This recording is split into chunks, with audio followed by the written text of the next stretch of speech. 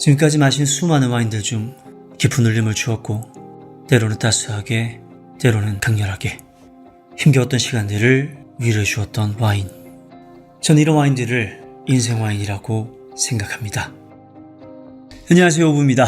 개인적인 사정들 때문에 또 오랜만에 영상을 올리게 되었는데 다시 이렇게 찾아와신 분들에게 진심으로 감사하다는 말씀 먼저 드릴게요. 오늘 앞서 자막으로 말씀드렸던 것처럼 위클리 와인과 협업을 하게 되었어요. 제가 지금까지 많은 추천 영상들을 올리면서 협찬이나 지원 없이 내돈내산으로 소개를 해봤었는데, 그렇게 했었던 이유는 저의 리스트에 보다 진심이 들어있음을 전달드리고 싶었었기 때문입니다. 그런데 그 의도와는 다르게 예상치 못한 문제들이 생기기 시작하더라고요. 우선 제가 추천한 와인들 좋은 거는 알겠는데 그 와인들 도대체 어디서 구할 수 있냐라는 문제가 있었고요. 그리고 그 다음으로는 비록 제 영향력이 그렇게 큰 건 아니지만 이 영상이 풀린 시점에 맞물려서 추천했던 와인들의 가격이 소폭이라도 상승을 하긴 했었고, 또 재고도 갑자기 부족해지는 등 결과적으로는 소비자들의 접근성만 떨어뜨리게 되는 원치 않은 상황들이 발생했었습니다. 그래서 이런 부분들도 해결을 하고, 그리고 제가 현재는 별도의 수익 모델이 없는 상태예요. 구글 광고나 멤버십 수익만으로는 두부 활동을 하기가 쉽지 않습니다. 그래서 BM에 대한 고민을 하고 있었던 차에 한 구독자분이 지난 화이트 추천편 영상에서 위클리 와인과 같은 직구 플랫폼과 한번 협업을 해보는 게 어떻겠냐라는 의견을 제시를 해주셨습니다. 위클리 와인은 제가 지난번에도 언급을 한번 했던 적이 있었는데 와인 직구 플랫폼이죠. 해외에 있는 와인들이 직거래를 도와주는 곳입니다. 이곳은 꽤나 저렴한 편이고 사고도 아직까지 저는 발생하지 않아서 많이 쓰고 있었거든요. 그래서 제가 먼저 연락을 드렸습니다. 상황이 이러한데 혹시 이번 영상에서 소개하는 포지오 디 소토를 구해줄 수 있는지, 그리고 가능하다면 어느 정도 가격까지 가능한지 등등을 조율을 했는데, 다행스럽게도 괜찮은 조건으로 합의가 되어서 이렇게 콜라보레이션을 진행하게 되었습니다. 가격은 우선 31만 700원으로 결정이 되었고, 이 가격은 제가 직접 조사한 바로는 국내에서 구할 수 있는 최저가로 확인을 했습니다. 당연히 국내 일반 소매샵과는 비교할 수가 없고요. 현지 판매가와 비교를 해봐도 그렇게 큰 차이가 나지 않을 정도로 말도 안 되게 저렴하게 구매를 하실 수 있는 기회입니다. 이 가격이 가능했기 때문에 진행하기로 결정을 한 거고요. 그리고 이러한 이제 해외 직구, 거기에다가 이제 공동구매라는 개념까지 들어가다 보니까 배송 기간이 상당히 길어지는데, 이 부분에 대해서 이제 위클리 와인과 협의를 해서 전부는 아니지만 일정 수량에 한해서 즉시 발송을 할 수 있도록 미리 물량을 확보를 해주셨습니다. 그래서 자세한 내용은 제가 더보기란 그리고 고정 댓글을 통해 말씀드리겠지만, 가능한 한 빨리 구매를 하시는 게 배송을 빨리 받으실 수 있는 방법이고요. 배송 또한 여러분의 집 앞까지 일반 택배로 가니까 별도로 여러분이 픽업을 하시거나 그러실 필요는 없을 겁니다. 자, 이런 협업 관련된 얘기는 여기까지 하고 바로 오늘 와인 포지오 디 소토의 히스토리 그리고 시음까지 바로 이어가 보도록 하죠. 몬탈치노에서 생산한 브루넬로 디 몬탈치노.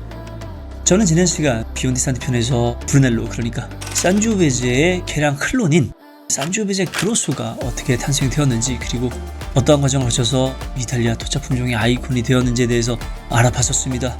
정말로 이제 브루넬로는 이탈리아 와인신의 자랑이라 할 수 있죠. 그러나 사실 1950년대까지만 해도 몬탈치노는 겨우 10여 개의 생산자만이 존재했었던 곳이고, 또 생산 환경 또한 굉장히 열악했었습니다. 물론 이는 전쟁의 여파 등도 있었지만 애초부터 몬탈치노라는 동네는 너무나 가난한 마을이었고 양초 또한 체계적으로 이루어지던 곳은 아니었기 때문이에요.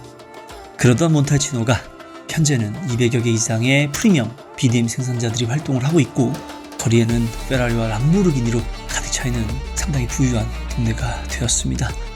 자, 그렇다면 이렇게 프리미엄화된 BDM 씬에서 과연 어떠한 생산자가 탑티어로 꼽히고 있을까? 일반적으로 포도밭이나 생산자의 등급을 매기는 클래시피케이션은 보르도나 부르고뉴에서는 존재하지만 이탈리아 경우에는 공식적으로는 없다고 봐야 할 거예요. 물론 특정 포도밭을 이제 공식적으로 명명하기도 했지만 이것은 엄밀히 말하면 품질 등급을 의미하는 것은 아닙니다. 그런데 2015년 MW이자 와인 평론가인 팀 에킨 씨가 1855년 보르도 그랑크리 클라세를 모티브로 해서 만든 몬탈치노 클래시피케이션을 발표하게 됩니다. 이 등급표는 정말 보르도 그랑크리 클래스처럼 5개의 등급으로 구성이 되어 있고 크리브루주아도 이렇게 해놨어요. 정말 보르도 책이랑 유사하게 만들어놨습니다. 그런데 여기서 한 가지 의아한 부분이 보입니다.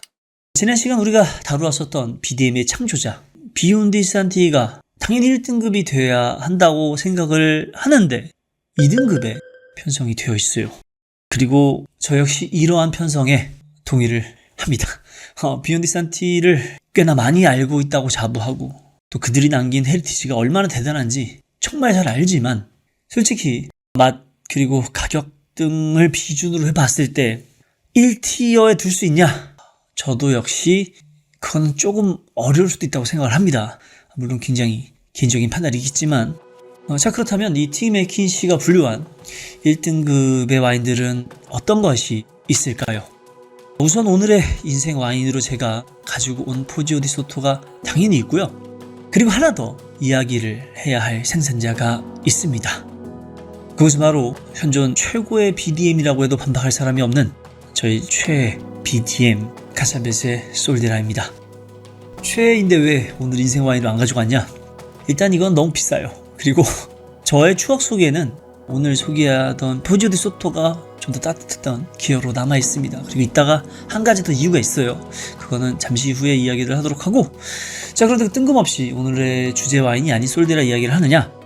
이 솔데라와 오늘의 인생 와인인 포지오 디 소토가 공통점이 하나 있습니다. 그것은 바로 지금부터 말씀드릴 한 인물이 이 두 와이너리에만 공통적으로 관여한 것이 있기 때문입니다. 1925년 이탈리아 시에나주 포기 분시에서 태어난 줄리오 감벨리는 10대 때부터 키안티에 위치한 포도 협동조합에서 근무를 하다가 현대 BDM의 창조주를 할 수 있는 탄크레디 비욘디 산티에 의해서 발탁이 됩니다. 그는 일그레포에서 탄크레디의 제자로서 근무를 하면서 산조베제에 대한 보다 깊은 이해를 터득하게 되었고 특히 그의 말도 안 되는 수준의 테이스팅 능력 때문에 업계에서는 그를 천재로서 평가하고 있었죠.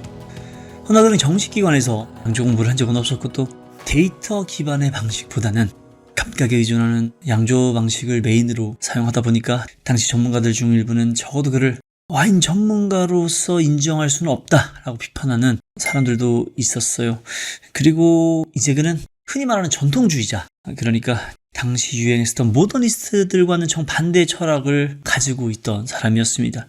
대형 슬라브니안 오크통만을 고집했고 또 숙성 기간 또한 굉장히 길게 가져갔고 일드 역시 매우 낮게 가져가는 등 지금이야 이런 방법들은 프리미엄 와이너리에서 굉장히 흔하게 사용되고 있는 스킬이지만 당시 양조 트렌드로 본다면 상당히 비효율적인 방법이었고 대다수의 생산자들은 이러한 전통주의 양조 방법을 벗어나는 경우가 많았었습니다. 자, 하지만 이러한 모더니스트 스타일과는 달리 감벨리의 전통주의 철학을 철저히 존중하는 그래서 무려 20년 동안이나 감벨리와 함께 와인을 생산했던 2명의 생산자가 있었습니다. 솔데라 그리고 오늘의 주인공 포지오 디 소토. 그중 특히 포지오 디 소토의 경우는 창조자였던 피에르 팔무치가 테와를 선택하는 초기 단계부터 감벨리를 참여시켰고 비록 팔무치는 양조 기능도 없던 상태였고 이제 막 농업일을 조금 정도 시작해서 비티컬처에 대해서는 거의 무지한 상태라고 할 수 있었지만 와인과 테루아를 대하는 자세만큼은 그 누구보다도 감벨리의 철학과 일치했었습니다. 가장 대표적인 그의 테루아에 대한 철학을 한번 살펴보면 포도밭 중에서도 모든 품종에 다 적합하진 않겠죠. 구도나 토양이라든지 여러 가지 것들에 의해서 다 다를 텐데 보통은 이제 그렇게 안 맞는 품종이 있다면은 그에 맞는 품종을 가지고 와서 재배하는 것이 경제적으로도 맞을 테고 실제로 당시 다수의 몬탈치노 생산자들은 브루넬로만 고집하지 않고 밭이 맞지 않는 경우는 다른 품종을 심기도 했었습니다. 굳이 공토로 만들어 둘 필요는 없잖아요. 그런데 팔무치는 이거 몬탈치노에 브루넬로가 아닌 다른 품종을 심는 거는 말도 안 되는 일이고 또 그럴 필요도 없다라고 주장하는 정말로 완연한 전통주의자의 입장이었습니다. 그리고 사실 이러한 마인드들이 지켜졌기 때문에 현재 BDM이 외래 품종의 사용이 안 되고 있죠. 그래서 전통 와인으로서의 정체성이 지켜진 거예요. 자, 그렇지만 그렇다고 해서 그가 마냥 고지시켰던 건 아닙니다.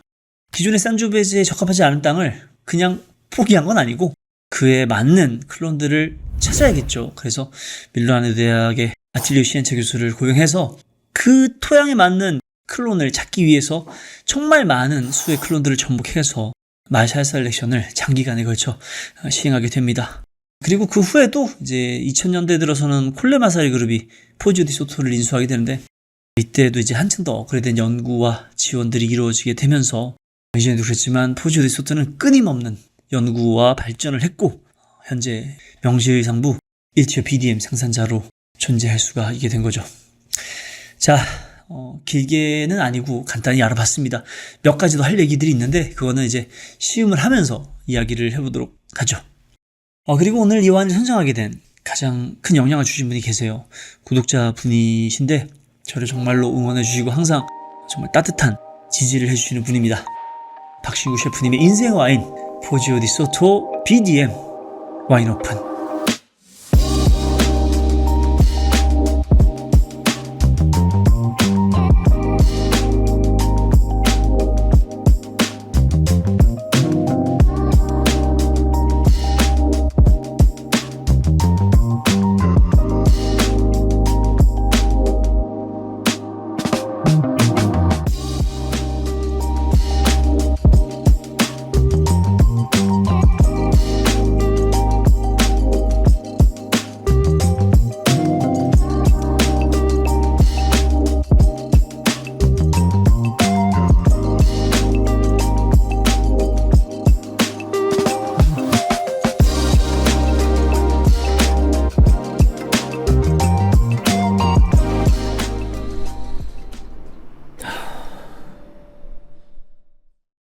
자, 이 와인은 2018 빈티지죠. 사실 지금 먹기 적합하냐라고 묻는다면 많은 얘기들이 있을 겁니다. 하지만 정작 와이너리에서는 지금 바로 마셔도 적합할 수 있는 와인을 만들자는 게 철학이에요. 물론 숙성하면 또 숙성한 대로 맛있긴 하지만 그래서 제가 이 포지오 디 소토 2018B는 무려 오늘로써 5병째를 마시는 겁니다. 정말 많이 마셨고요. 제가 되게 좋아하는 와인이라서 오늘 소개를 하고 싶어서 가져왔고요.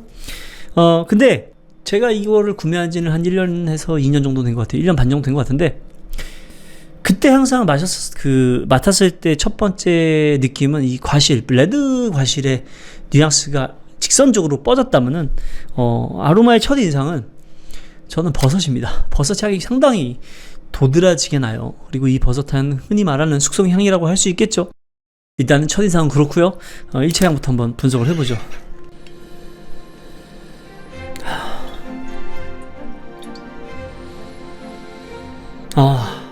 1차 향은 레드 계열이 맞습니다. 굳이 말하자면 저는 체리향과 라즈베리 쪽이 가깝고요. 검은 계열이 없다고는 할 수 없지만 굉장히 약해요. 하지만 이러한 체리 라즈베리들이 상당히 숙성된 느낌의 라즈베리 체리입니다. 그 막 라이트하고 그런 가벼운 느낌은 아니에요. 그리고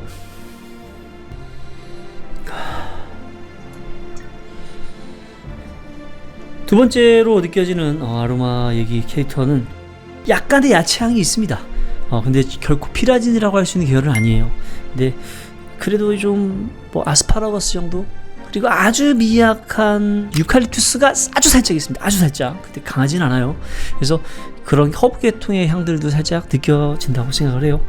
자, 그리고 오크 향 역시나 제가 정말 좋아하는 스타일인데 강하지 않습니다. 그 이유는 제가 말씀드린 대로예요. 제가 이 와인을 블라인드를 해서 그 테이스팅을 했더라도 저는 이 오크통의 사이즈를 어느 정도로 유출을 했을 겁니다. 이 와인은 대략 한 숙성을 한 36개월 정도를 했을 거예요. 리제르바가 아니기 때문에 48개월이나 뭐 그 이상을 하지는 않았겠지만 그래도 굉장히 오랫동안 한 편이죠. 숙성도 굉장히 많이 돼서 출시가 됐는데 대형 오크통이기 때문에 오크의 향이 강하게 배어들지 않았습니다. 일단은 그 아로마로는요. 그리고 특이점 중에 하나, 사실 우리가 끼안띠, 산조베제 그리고 브레네로 디 몬탈치노를 마시면 항상 나오는 얘기가 있죠. 바로 VA입니다. 자, VA가 뭔지 한번 은재씨 얘기 한번 해주시죠. 안 좋은 향. 자, VA는 안 좋은 향이 아니죠. VA는 발로틸 엑시드라고 해서 휘발성 산을 얘기합니다. 자, 이 향은 언제 생성이 되냐면 주로 이제 내추럴 와인들 만드시는 분들이라든지 아니면은 내추럴틱하게 와인을 만드시는 분들이 항상 겪을 수밖에 없는 그런 상황들이에요. 이것들을 완전히 제거를 하기 위해서는 이제 황 조절을 되게 빡세게 해야 되겠지만, 제가 알기로는 다시 한번 조사를 해봐야겠지만 이 와이너리는 야생효모 쓰고 그리고 MLF 역시 자연적으로 합니다. 그 말인즉슨 VA가 어느 정도 생길 수밖에 없다는 얘기겠죠. 물론 안 생기게끔 컨트롤하는 그런 특이한 것도 있습니다. 제가 최근에 먹었던 것 중에서는 팔머가 좀 그랬는데, 그래서 굉장히 인상적이었지만, 자, 이 와인은 VA가 닉스입니다. 근데 아주 얇게 깔려있기 때문에 굉장히 기분이 좋습니다. 그래서 그런 부분들도 VA도 굉장히 밸런스 있게 잘 조정이 되었다고 생각을 해요.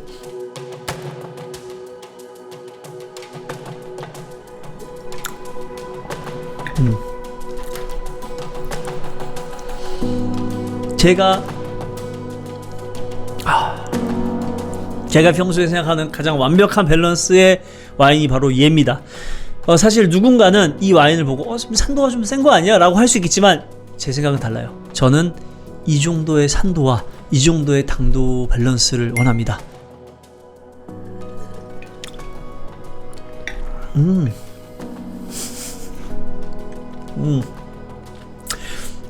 그 딱 마셨을 때 쑥 하고 올라오는 게 있습니다.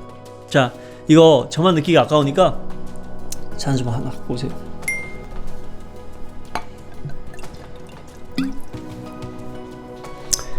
오늘의 도움이 굉장히 기뻐하는데 그럴 만한 가치 있습니다.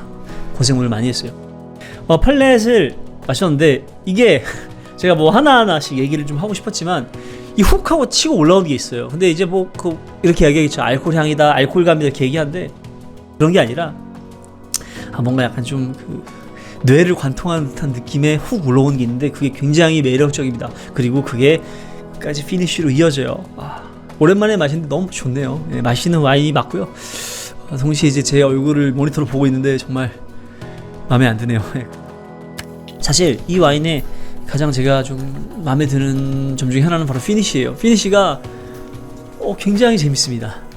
은은한 건 아니에요. 아직은 은은한 느낌은 아닌데 이따가 제가 라콩세이한테를 마실 거예요. 근데 걔는 굉장히 은은하게 떨어져요.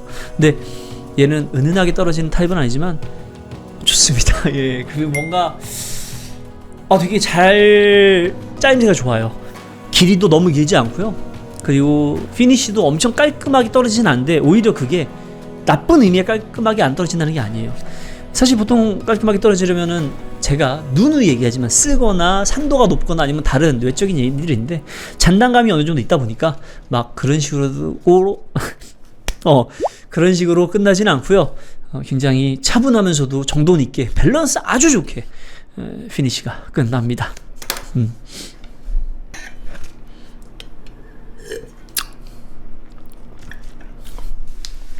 탄닌의 결은 실크같이 부드러운 건 아니에요. 왜냐면 아직 이 친구는 어리고 보여줄 시간들이 많기 때문에 굉장히 부드럽게 빠지진 않았지만 저는 이렇게 젊고 영하고 뭔가 이제 약 청소년기를 지난 젊은 친구의 이런 뼈대감만 있는 탄닌을 좋아합니다. 그리고 오히려 이렇게 어리기 때문에 아까도 얘기할 수 있는 그런 구조감에서 좋은 기여를 또 해줘요. 그래서 이런 탄닌들의 느낌들이 나쁘다고 생각하지는 절대 않아요. 너가 아까 지금 마실 와인이 아니라고 했잖아. 그치. 지금 어때? 지금 마셔야 돼. 지금 적기야? 존나 적게. 그래? 100%. 지금 마시지 않으면 물론 다른 맛이 있겠지.